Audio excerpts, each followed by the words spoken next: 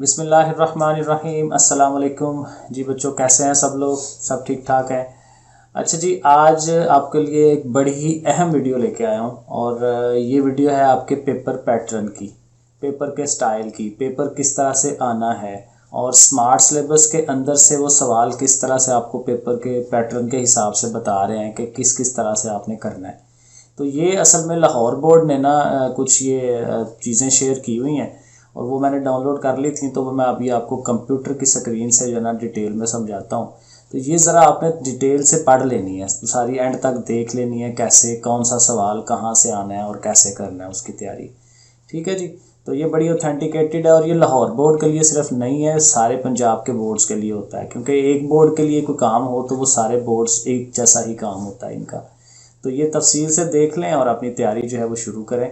और ये भूल जाएं कि स्मार्ट सिलेबस जो है वो पता नहीं उसमें से पेपर आता है कि नहीं आता, क्योंकि पेपर सिर्फ और सिर्फ स्मार्ट सिलेबस में से ही आना है। ठीक है, ये जो लोग उल्टी सीधी अफवाहें फैलाते हैं उस पर ध्यान न धरा करें। ठीक है जी, तो चलें अभी देखें और फिर अपना जो है अपनी तैयारी जो है इस हिसाब से तैयार करें इसको। जी, अब हम कंप्यूटर की स्क्रीन पे आ चुके हैं। ठीक है जी, तो ये आपके सामने है क्वेश्चन वाइज गाइडलाइंस हैं। ठीक है, सवालों के हिसाब से उन्होंने हदायत दी हुई हैं। 10th क्लास का आपका ये पेपर है इंग्लिश का। ठीक है, और ये उन्होंने क्या बताया हुआ है यहाँ देखते हैं जी। पहला ये आपका ऑब्जेक्टिव टाइप है। ठीक है, उसमें ज़ाहिर है ये 20 मिनट के अंदर ऑब्जेक्टिव करना होता है और 19 नंबर का ये है। शुरू में उसने नोट यही लिखा हुआ है कि आपने ज़ाहिर है कि बबल्स को किस तरह से फिल करना है, वो सारा लिखा हुआ है। ठीक है, ये आपके स्कूलों में आपको बताया जाता है, इसमें इतना इशू नहीं होना चाहिए। अच्छा, 1A क्वेश्चन है, choose the correct form of verb and fill up the respective bubble.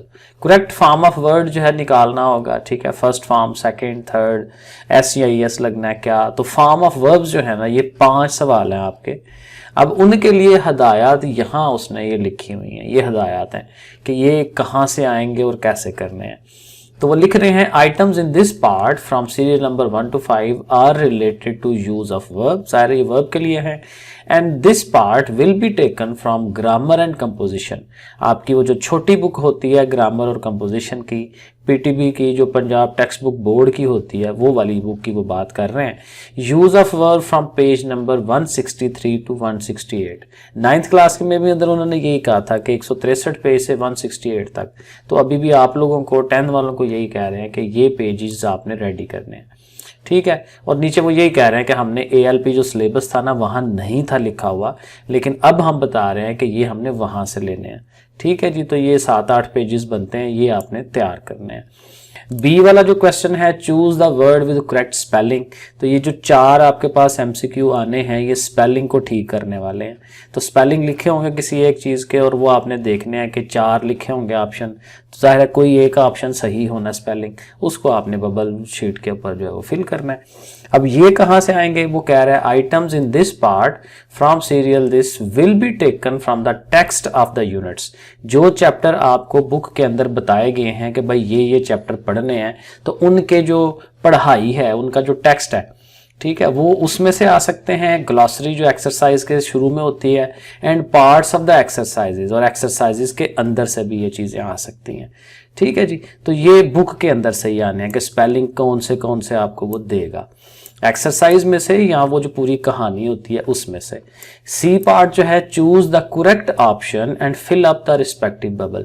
यहाँ पे भी उसने 4 ऑप्शंस दिए होंगे और एक लफ्ज दिया होगा, तो उसके जो है वो मीनिंग्स बेसिकली वो पूछ रहा है। ये सारे मीनिंग्स का है, प्रायर का मीनिंग क्या है, ठीक है, कल्प्रिट का मीनिंग क्या है, वनरेबल का मीनिंग क्या है। तो बेसिकली ये मीनिंग्स वगैरह हैं। और ये कहाँ से आने हैं, items in this part will be taken from the text of the units. Again ये जो चैप्टर्स उन्होंने निशान लगवाए हुए हैं स्मार्ट सिलेबस वाले, उनमें से आने हैं, and parts of the exercise, और उनकी एक्सरसाइजेज में से आने हैं। ठीक हो गया।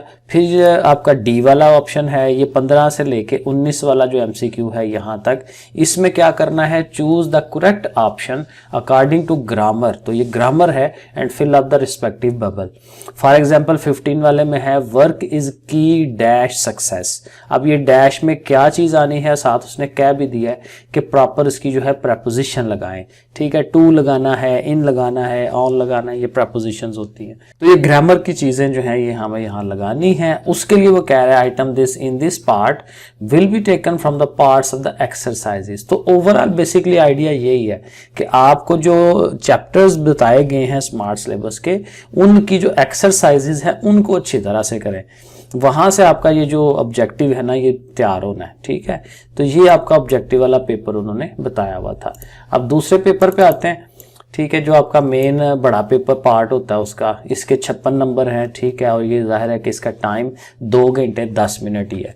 तो ये पुराना स्टाइल ही है, ये नहीं हुआ कि चेंज हो गया कि जी टाइम थोड़ा या ज़्यादा हुआ है या MCQs ज़्यादा आने हैं, वही पुराना पैटर्न है जो पहले वाला है। तो इसमें क्वेश्चन नंबर 2 जो है हमारा, ये क्या है, write short answers to any 5 सवालों के जवाब देने हैं। छोटे छोटे सवाल होते हैं, 2-2 नंबर का जाहिर है, और ये 8 में से 5 को हमें करना है। और उसके लिए हदायत क्या है कि question for this part will be selected either from exercises of the units, और फिर या उसके कहते हैं कि टेक्स्ट में से भी आ जाएंगे। तो सिंपल बात है कि एक्सरसाइज वाले सवाल भी आप रेडी करें, और जब आप पढ़ते हैं तो पढ़ने के साथ साथ उसने कुछ और एक्स्ट्रा सवाल भी लिखे होते हैं साइडों पे, वो सवाल भी आपने याद करने हैं। क्वेश्चन नंबर जो 3 है, translate the following paragraph into Urdu. English होगी, इंग्लिश का एक पैराग्राफ होगा तो हमने उसकी उर्दू करनी है, और ये भी जाहिर है कि टेक्स्ट बुक में से ही आना है जिन जिन को आप उन्होंने मेंशन करवाया हुआ है।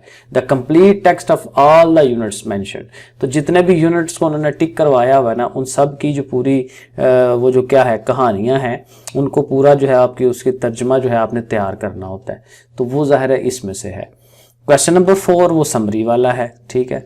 तो ये उसी तरह ये जैसे पहले एक समरी होती थी और हम समरी जो है वो रेडी करते थे, और जाहिर है इसके लिए उसने यही कहा है कि जो आपको PTB की ये जो ALP है स्मार्ट सिलेबस में से ही ये आएंगे, ठीक है, जो जो आपको निशान लगवाए गए हैं। Okay, question number 5, write an essay. अब ये ऐसे है इसमें आना, और ऐसे आएगा 150 से लेके 200 वर्ड्स वाला, और जाहिर है 3 ऑप्शन दिए जाएंगे, तो 3 में से कोई एक आपने ऐसे जो है उस पे ऊपर लिखना है। तो ये जो है ये भी वहीं से आएंगे जो आपके ALP यानी कि स्मार्ट सिलेबस में बताए गए हैं। क्वेश्चन नंबर 6 जो है, change any 5 of the following sentences into indirect. अब आपको पता है डायरेक्ट इनडायरेक्ट उसकी भी आप तैयारी कर रहे हैं, तो वो जाहिर है कि 8 में से आपने 5 करने हैं। और these items have been taken from the grammar and composition from direct and indirect narration mention. तो ये जो छोटी बुक है आप लोगों की ग्रामर और कंपोजिशन वाली, वहां से जो डायरेक्ट इनडायरेक्ट का पोर्शन आपको टिक करवाया गया, जितना जितना उतना आपने इसको रेडी करना है। और क्वेश्चन नंबर जो 7 है, use any 5 of the following pair of words भी आएंगे, और इसके लिए भी उन्होंने बताया हुआ है कि हमने जो पेयर ऑफ वर्ड्स आपको बताए हुए हैं स्मार्ट सिलेबस के, उसमें से ये आएंगे, ठीक है जी। और फिर एंड पे जो है, translate the following paragraph into English. वो आपको पता है एक पैराग्राफ दिया जाता है तो उसकी इंग्लिश बनानी होती है, और उसके लिए भी उन्होंने जाहिर है स्मार्ट सिलेबस में हमें बताया हुआ है कि ये पैराग्राफ हैं जो आपने करने हैं।